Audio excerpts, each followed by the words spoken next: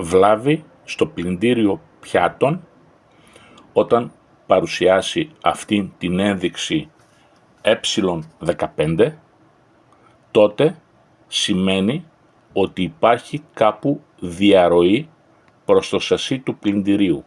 Ο αισθητήρας το αναγνωρίζει. Αφού καθαρίσετε καλά το πλυντήριο, εγώ το έκανα με ξύδι και άλλα απορρυπαντικά, βγάζουμε το πλυντήριο από την πρίζα και από την βρύση, κλείνοντας την παροχή του νερού, και το βάζουμε 45 μοίρες λοξά και το αφήνουμε τουλάχιστον 1 ημέρα να στραγγίξει και να ξεραθεί. Η ένδειξη του σφάλματος πρέπει να έχει χαθεί. Εάν δεν έχει χαθεί, το πλυντήριο έχει σοβαρότατη βλάβη και πρέπει να πάει για επισκευή. Στην δική μου περίπτωση, το πλυντήριο δούλεψε κανονικά.